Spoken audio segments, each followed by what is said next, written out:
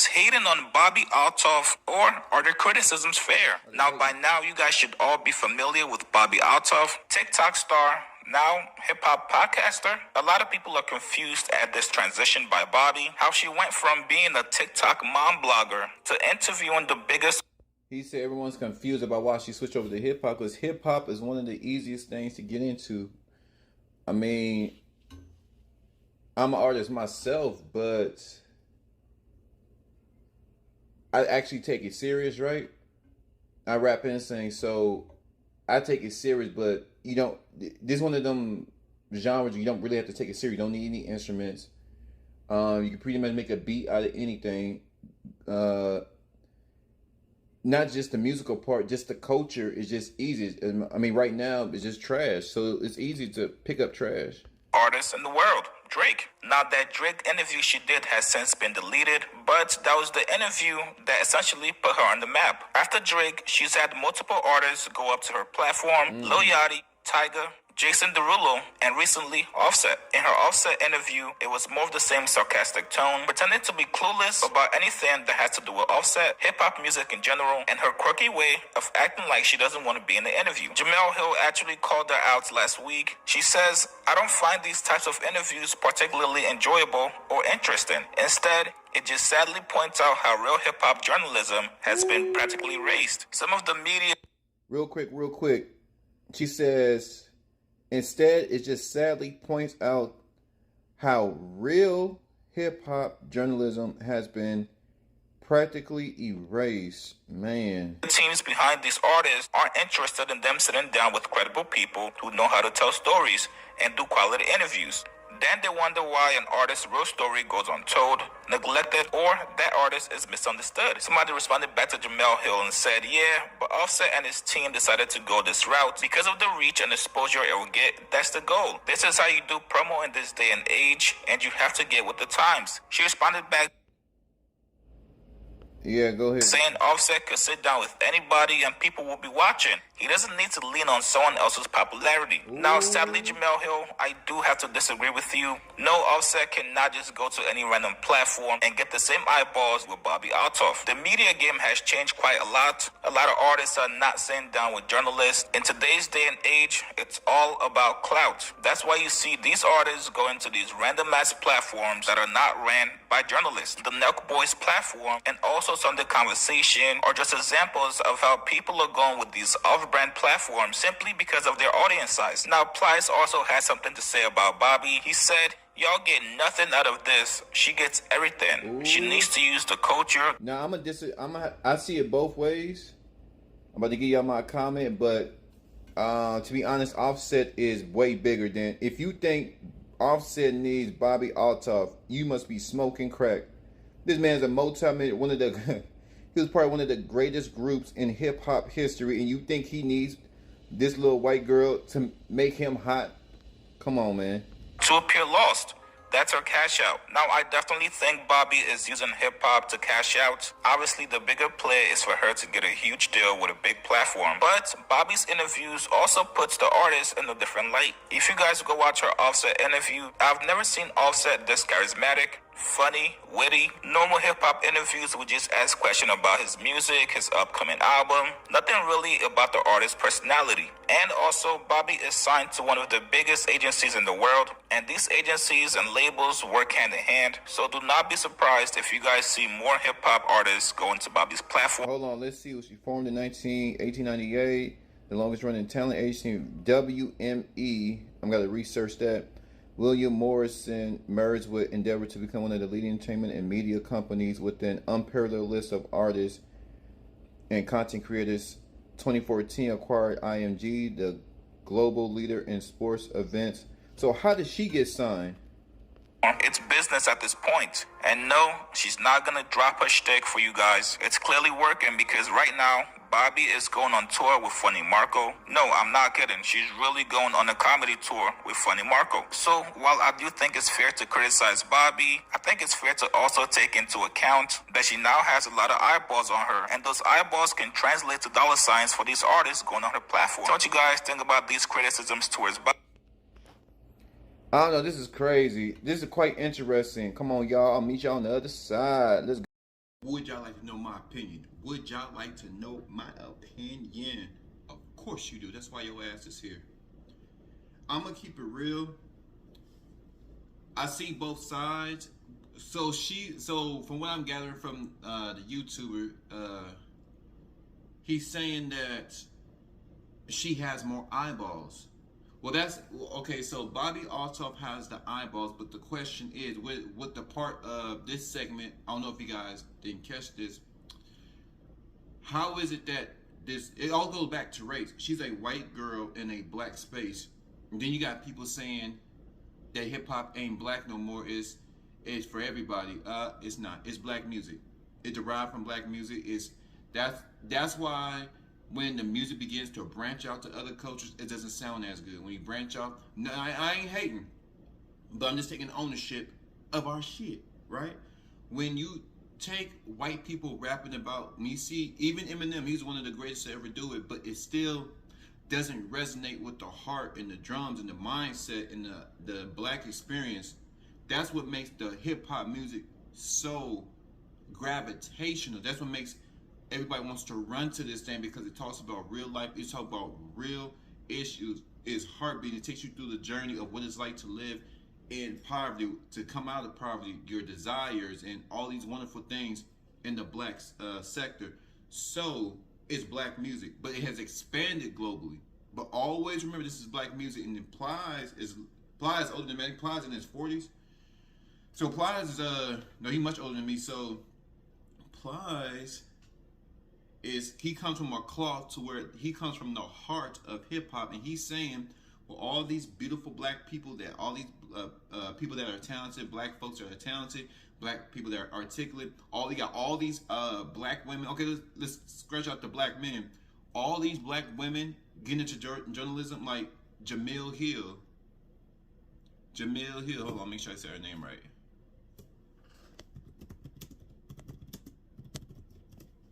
Let's see.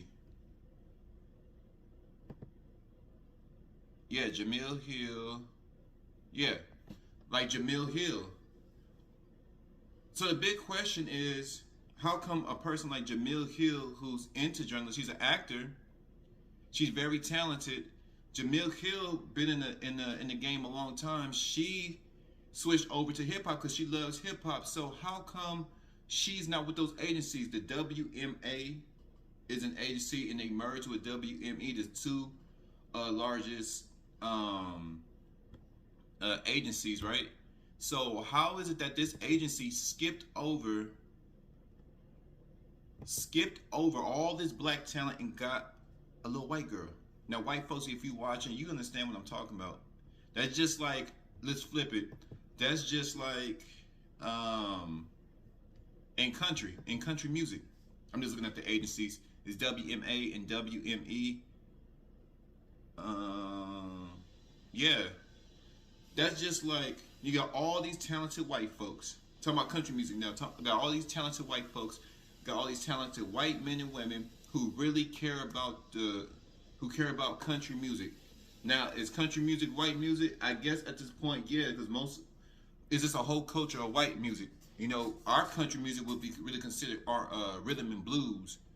Nigga with the saxophone or the bass. They out there in the club on old shacks, on mom and pop clubs, just singing his heart away. I got the blues. It's kind of the same. It's just country's probably a little bit more upbeat, but they telling stories, right? So that's just like a bunch of niggas, a talent agency gets a bunch of Negroes to interview country singers. It would never happen. Do y'all see what we talking about? The talent agency skipped over all the talented black men and women to get this little white girl, Bobby Althoff. Cool. Ain't no wrong with her getting her money, because she's like in the video said, she started off as a mom TikToker. First off, how did she even get in contact with these people? Meaning, you can go on the, that's why I said I have the website right here. You can actually go on the website and apply. Cool. But what makes her qualified over all those, let's take the black folks out. What makes Bobby Althoff more talented than all these educated white people that's going to school? All these educated white women. when I'm comparing Bobby Althoff to other white women, what makes this particular Bobby Althoff more talented, stand out more than the next white woman? It was TikTok. I believe it was TikTok. I gotta look up her numbers. I gotta see how big she was on TikTok. Let's see.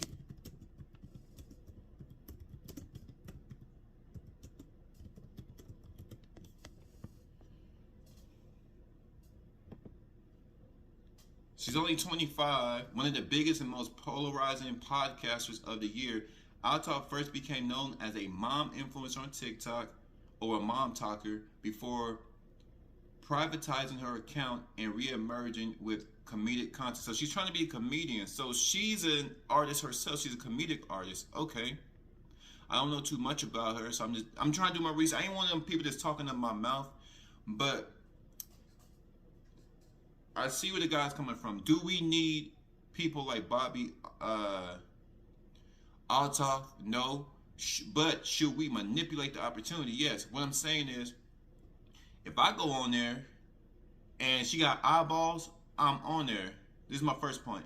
If she got eyeballs, I'm on there because my fans can merge with her fans. Maybe it's something that my fans may like her fans. But if she got the eyeballs, that means there's money where the eyeballs are. Wherever the eyes are, that's where the money is. I'm going over there, taking that money and bringing it back to the hood, bringing it back to the inner cities. So that's cool.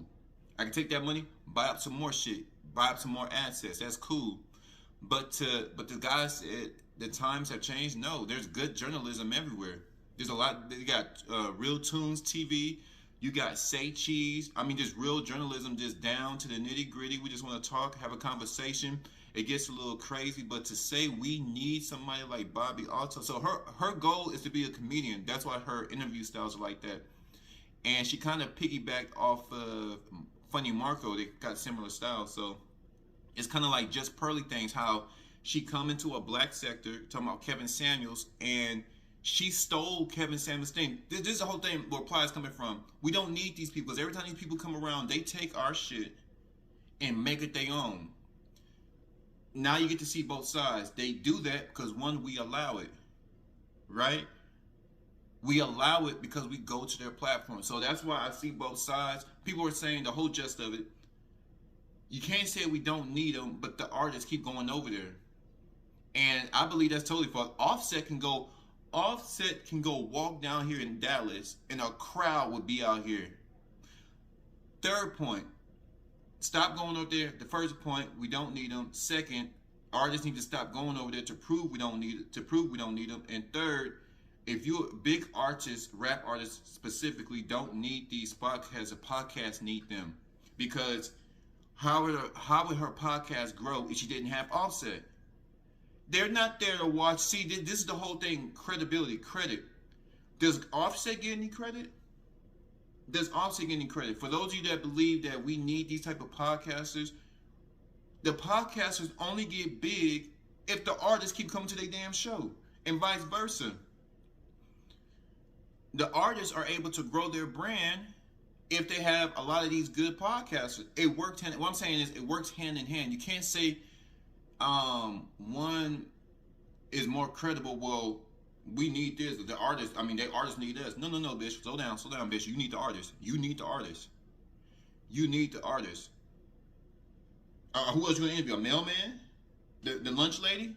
So it works hand in hand. But to say we need Bobby Althoff and people like Althoff, the people that don't come from the culture, the people that don't come from these areas in America where it's the heart of hip hop, the struggle, the people that don't look like us, don't identify with us, to say we need. I totally disagree. There's too many talented people out there, and at this point, with all this, now the world is collapsing. It's tough out here in America, but at some point, we can have our own agency, and we can employ people.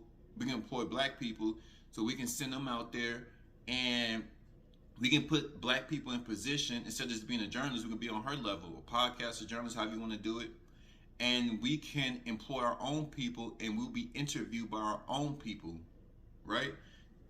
it's something significant when you can identify with the interviewer, when somebody that knows the struggle, somebody that knows what it's like to have the black experience, somebody that knows the ideology and the shit that we've been through, right?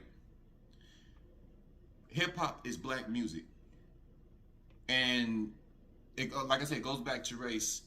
We don't need these people, and once black people understand that we don't need none of these labels, we at some point we have to do it ourselves and come together.